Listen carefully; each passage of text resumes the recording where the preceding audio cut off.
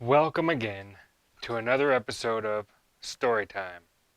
This will be Saturday, the 9th of January. Myself and Molly the shop dog. Hi, Molly.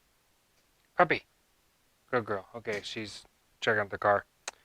Anyway, today's story, normal Saturday story, Supercharger, is I'm going to talk about my buddy Jay. A story with my buddy Jay. Now, this is not the same Jay who went to Bonneville. This is my buddy Jay in Idaho. He's a few years older. Super cool guy. One of those, he's one of those guys that he doesn't mix words. If he likes you, he likes you. If he doesn't like you, you know it. And I've seen him in action several times. Not violent or anything like that. He's just, people will come in and. So, okay, let me back up. So his gift is, well, he was a crane operator for a long, long time. I mean, just gifted crane operator. He's gifted with anything mechanical. Extremely good driver. I'm like him, where neither one of us gets scared until after the fact that something went on that we did that was really dumb, which isn't a good trait to have, because smart people and wise people probably look at something and go, I probably shouldn't do that. I'm not going to be that guy, and Jay's not either, really. We're both probably not much older than maybe 16, 17 in our heads. And, we drive like it too. I do for sure, and he does too. But we always think stuff is really funny about certain things that other people don't think are funny. And not like a malicious, weird way, but, like we'll see, I don't know, just certain trends on cars, and we can't look at it. It's just so bad. And we both think it's funny, and other people don't think it's funny. But anyway, that's not really a good example. But anyway, Jay is a master at fabricating like Camaro, like first gen or second gen Camaro front clips. So like front steer stuff. So 70 and a half to 82 or whatever, before they got ugly and square and boxy and turned into like the Knight Rider looking thing. But, basically the mullet Camaros. The Camaros you would find in a trailer park in the 80s are, perfectly good parts cars. They're super popular now for people restoring them, like, the Bandit Trans Am and stuff like that, and Z28s of that era. But to me, they're just really awesome parts cars. They make really great front suspensions to swap over into a really cool old truck, especially like 55 through 9 Chevy pickups.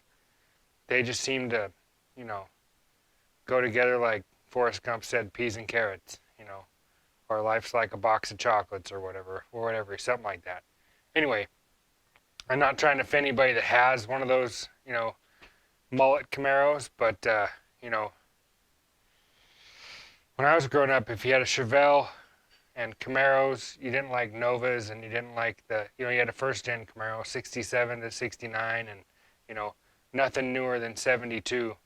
Everything after that was pretty much, that was smog cars and, not really a muscle car. But nowadays, I guess muscle cars are anything that's American made that's a V8, and even some four doors. But I'm getting away from my story. Let me back up there. Okay, so he can take one of those suspensions and clip it, cut it up, and cut the front stock frame up of a truck and slide it in there. He has all the formulas and jigs and stuff, and the suspension looked like it grew there, like it straight from GM.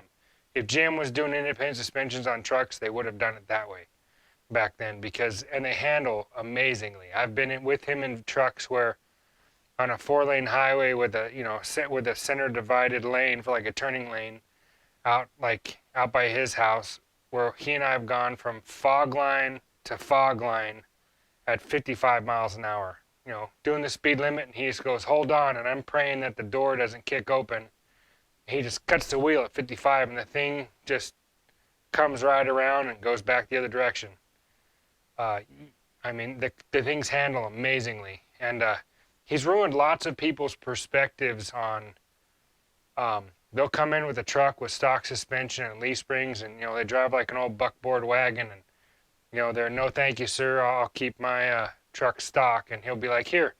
He'll toss him the keys to one of the trucks he's got built that's just laying around, and he'll say, just take that for a drive, and you know, come back and we can talk. And they're oh sure. Most gearheads are interested in taking a ride in an old truck anyway, so they'll take off in the truck and come back, and 9 times out of 10 they just hand in the keys to their truck and they just say, here's a check, sign it, let me know when I can pick it up.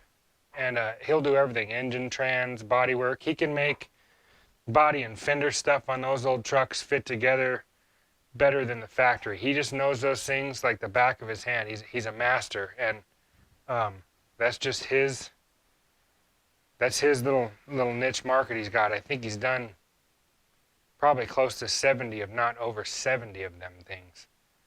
I had one that he and I built together. I think it was truck number 35, I think. And it ended up going and being, my buddy Cameron has it now. In fact, we did a motor and a four-speed in it the other day, but that thing is an animal. But anyway, it drives great. My wife had it. She loved it. I built it for her. It was her own personal truck. But Jay is, like I say, he's one of those guys. So more to the story is, I've been out there, and I would show up at his house and I'd help him. I'd wire one of these trucks. We'd wire it together and be on.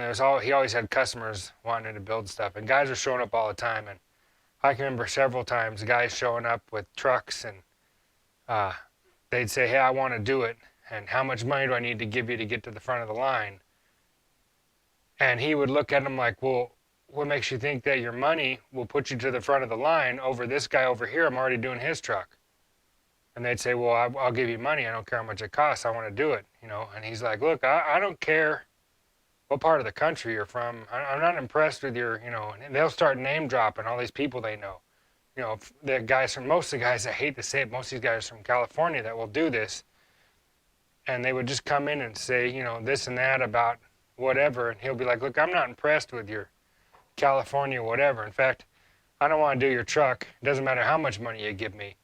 I just don't want to do it for you. So hit the road, don't let the door hit you where the good Lord split you," kind of a thing, and they'll be gone. And he would never do the truck.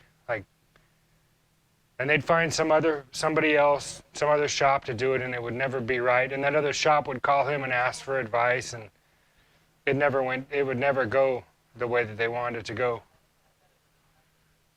And it just turned out to be that way. But looks like my neighbor's home, my buddy's home.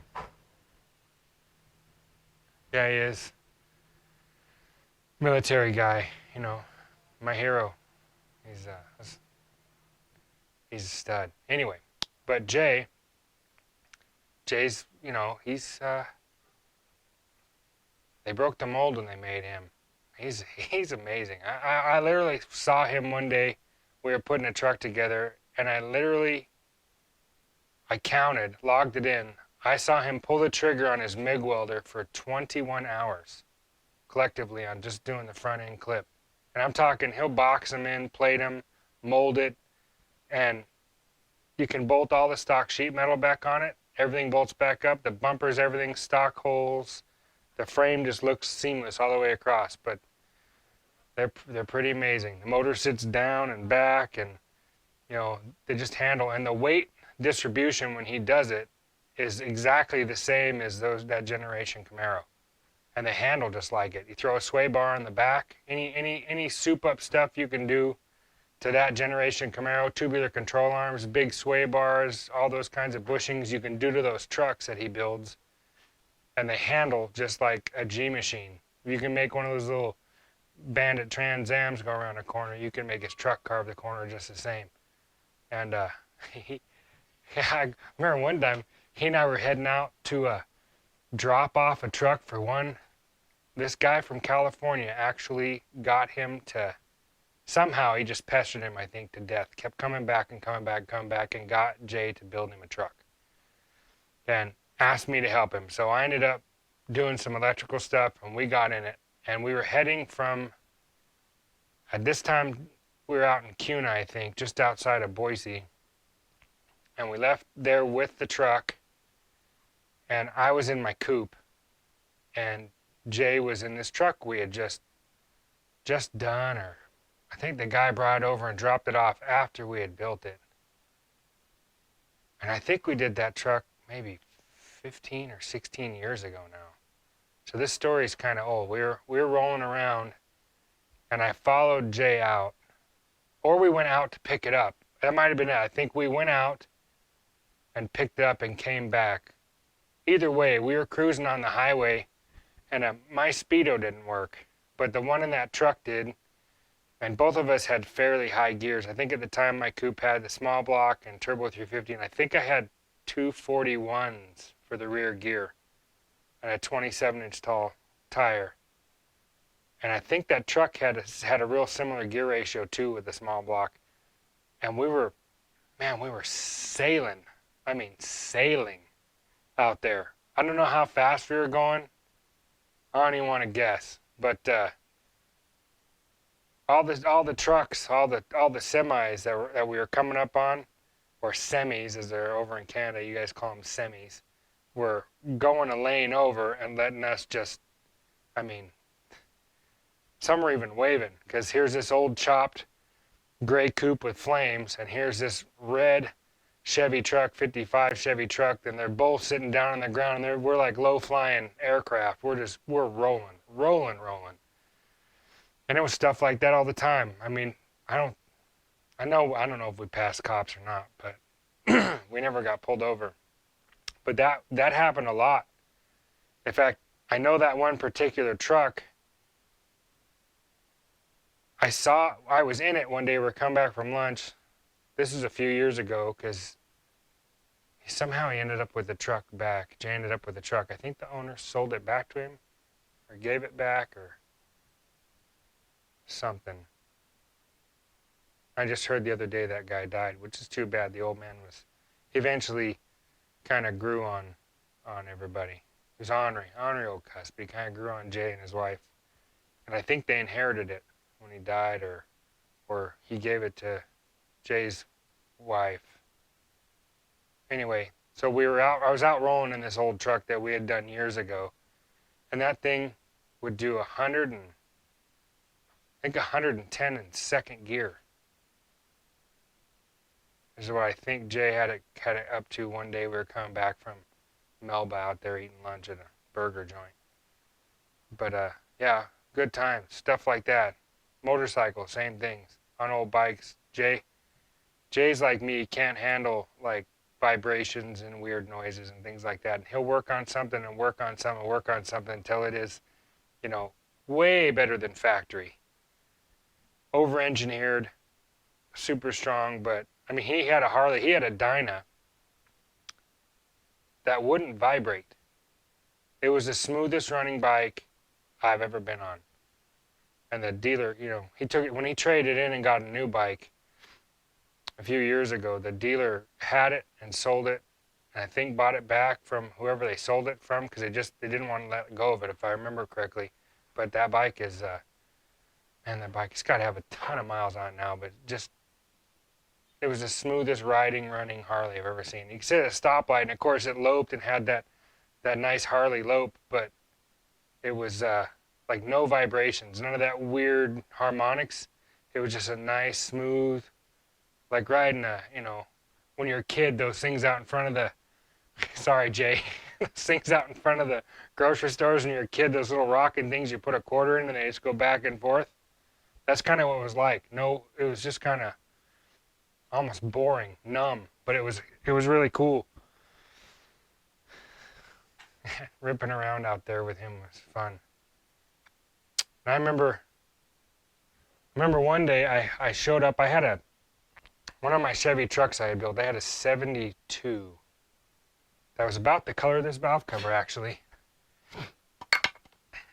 72 Chevy.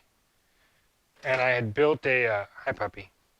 I built a 377 for it. And I had a Paxton supercharger under the hood, and I had an old, I might have told you about this truck. I had an old Excel made, it was a company called FIRST, made the original fuel injection throttle body style 1000 CFM thing that B&M had and Excel had, and a bunch of them back in the 80s had this early style fuel injection system.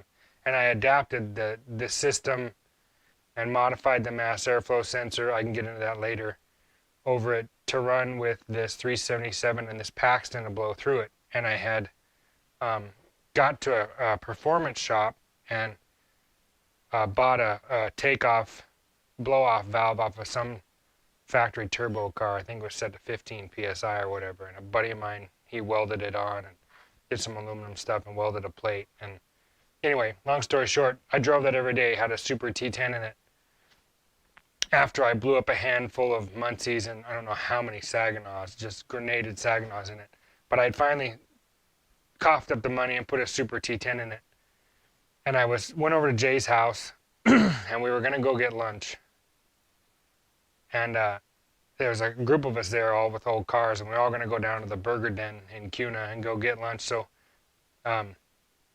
one guy took off in his and somebody else took off in his, and I think John took off in his coupe and laid some rubber or something, and Jay was going to come, he was going to close up the shop and leave, and I said, all right, I'm leaving. I touched my truck off and took off out the road and hit the gas and went into second, and I thought for sure the thing just tacked up to neutral, zing, and I was like, oh no, I broke another tranny. And I went into the next gear, zing, same thing, next gear, same thing. And I was like, well, fourth is 1-to-1, and I just kind of touched it into fourth gear and, and just kind of rolled out and went down the street, and I got to lunch, and I was kind of downhearted because I didn't hear any noises, but I just coasted into a parking spot and shut off. I didn't hear any real death noises or rattles, but I was pretty sure they either lunched my clutch or lunched the tranny real bad. And I was kind of bummed. And Jay comes pulling in, and in his way, he just kind of walks in. He goes, "Well, that was neat." And I was like, "What are you talking about?" He said, "All that rubber you done laid on the highway in front of my house." And I said, "Rubber?" And he goes, "Yeah." He's like, I don't think that truck even knew it was attached to the ground. And I said, oh, you mean the tires were spinning? He goes, yeah, the tires were spinning. And I had just gotten the thing kind of running. I just did a final tune to it. I hadn't really gone out and tested on this thing. So I didn't really know, and I didn't mean to. He's like, oh yeah, he's like, I heard you. He's like, at first I heard the thing just go to the moon, and I thought, oh, he blew the clutch or something. And I looked over there, and there's a cloud of smoke. And then you let off and grab the next gear, and the same thing. He goes, you left marks all the way down the highway. And I was like, oh, you mean the tranny isn't bad? I didn't break it? He's like, no. He's like, but I think the earth moved. And we started laughing. And I have one regret, that I never let Jay drive that thing. But on the other hand, I'm probably glad, puppy stop, I'm glad that I didn't, because we probably would both be dead. Because he's as bad as me. Or I have another really great story to tell. But yeah, I have a lot of stories of stuff that he has told me and things like that that I would love to tell you guys. And I probably will later, but my wife just got home, so story time's over. Bye, kids.